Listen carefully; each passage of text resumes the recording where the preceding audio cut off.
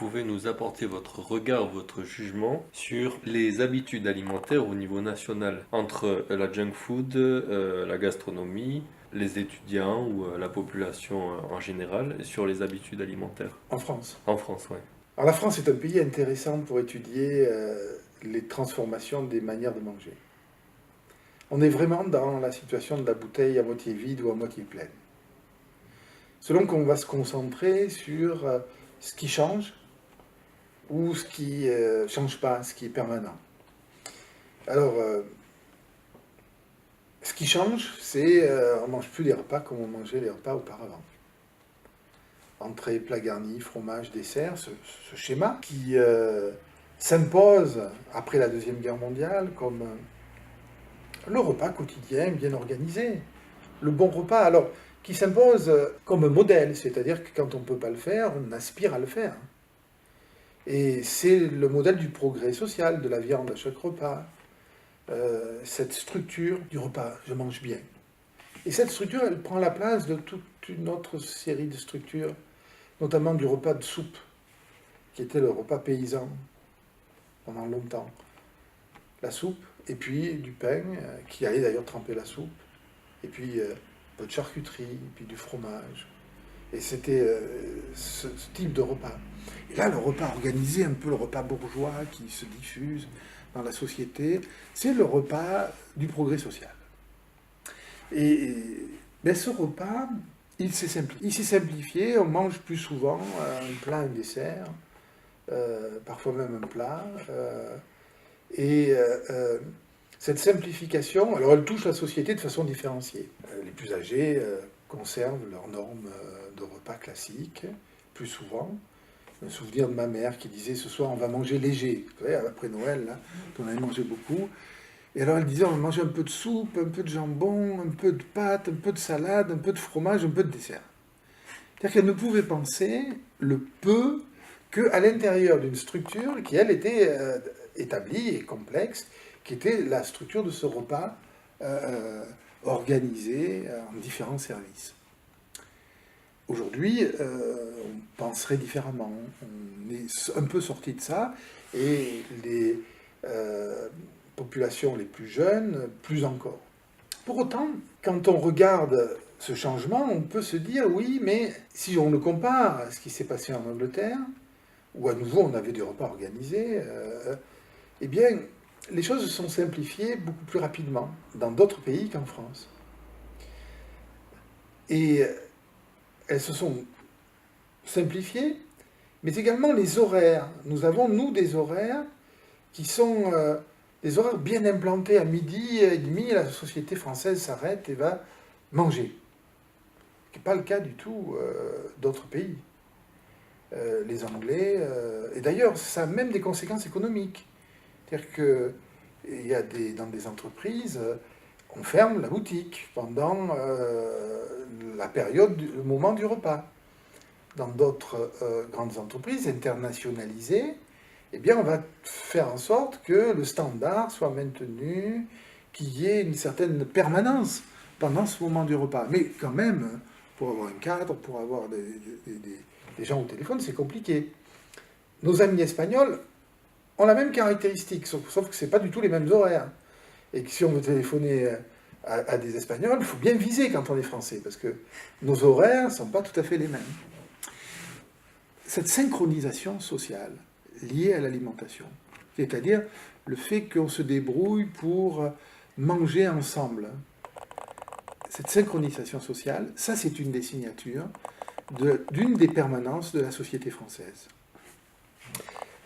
Quand on compare les horaires en Angleterre, et on s'aperçoit qu'il y a une plus grande diffusion des prix alimentaires tout au long de la journée, et notamment ce pic de midi est considérablement plus bas en Angleterre. Donc je reviens, permanence, mutation. Les structures de repas se sont simplifiées, mais un peu moins vite que dans d'autres pays. Nous avons gardé une implantation horaire, une synchronisation importante des repas. Alors, d'où ça vient ? On peut dire, les Français accordent de l'importance à l'alimentation, c'est vrai. C'est quelque chose d'important. Et on voit bien que faire 3-4 choses en mangeant, ce qui arrive maintenant chez les plus jeunes, c'était quelque chose qui était vécu sur le mode de la transgression de règles sociales. On ne mélange pas les choses. Ça, c'est un peu en train de bouger. Mais pourquoi les choses ont été si lentes en France? Eh bien, on a fait des choix dans les années 70, dans la gestion du quotidien, et notamment de l'alimentation au travail. On a fait des choix qui ont eu des conséquences au long terme. Ces choix, ils sont au nombre de 2. Le premier, ça a été d'organiser la restauration collective, l'alimentation sur le lieu de travail. Alors, une caractéristique de la France, c'est que les 2/3 des repas pris hors foyer, c'est-à-dire en dehors de la maison, sont consommés dans la restauration collective. La cantine scolaire, celle du lycée, le restaurant du Crous, le restaurant d'entreprise, l'hôpital, même les prisons.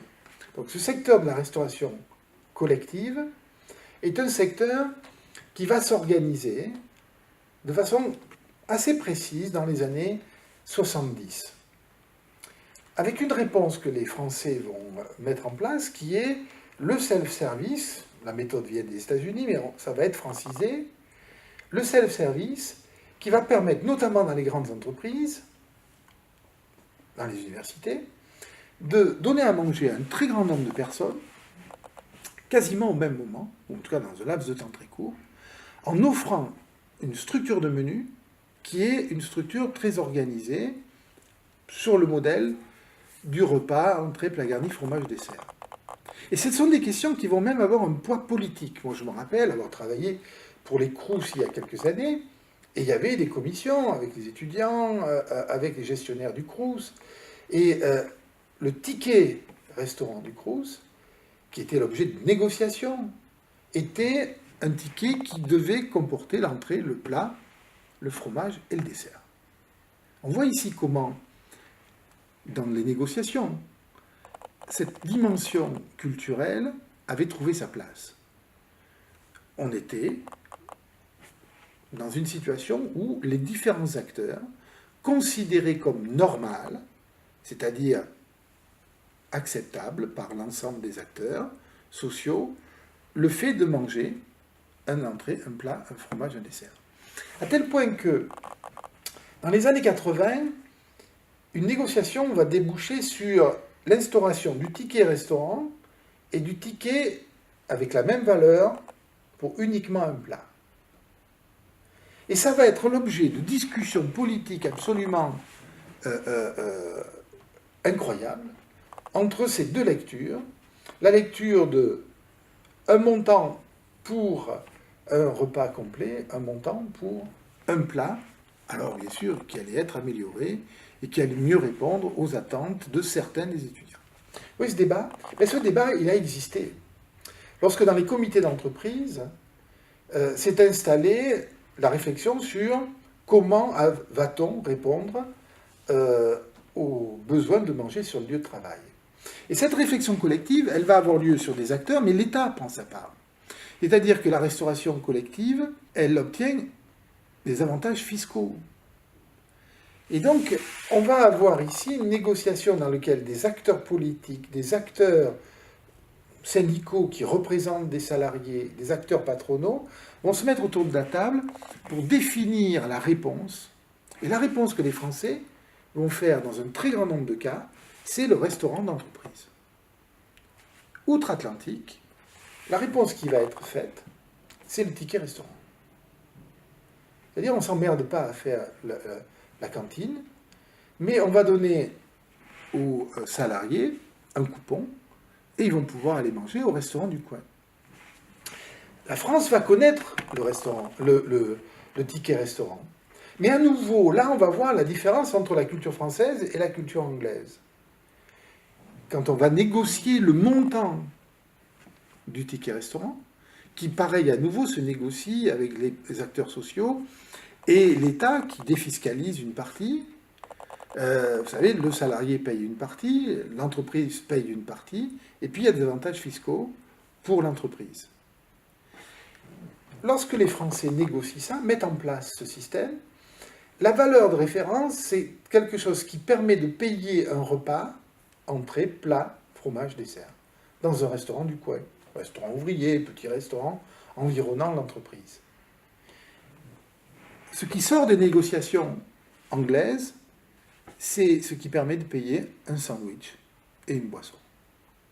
Et vous avez ici, en fin de compte, deux univers qui répondent de façon différente à partir de ce qu'on pourrait appeler la définition culturelle d'un vrai repas de midi.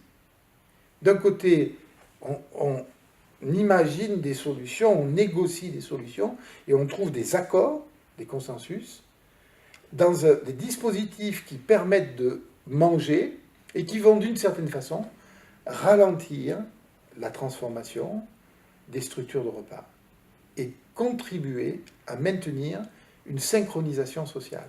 De l'autre côté, eh bien, on a un rapport plus individualiste à l'alimentation. On a une définition du repas avec un coût plus bas et l'idée que on va laisser à l'individu le choix d'aller dans tel restaurant ou tel autre restaurant et on ne fait pas une réponse collective au besoin de manger à midi. Avec mon collègue Cyril Laporte, on a travaillé sur ces questions et on a mis en relation ces transformations avec le développement de l'obésité. On part sur les mêmes niveaux en Angleterre et en France dans les années 60. Et on est dans un développement absolument différent. L'Angleterre développant des taux d'obésité considérablement plus élevés que l'on a en France.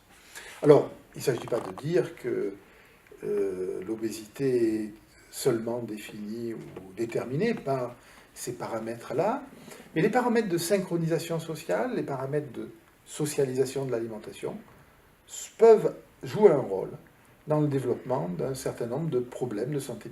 L'étude des pratiques alimentaires, de leur évolution, est donc intéressante à la fois pour comprendre l'organisation de la société, pour comprendre comment se jouent des enjeux d'inégalité, d'organisation du temps, mais en même temps de voir comment ça peut avoir des conséquences sur le ralentissement, l'accélération de ces mutations et les conséquences qu'elles peuvent avoir en matière de santé, par exemple.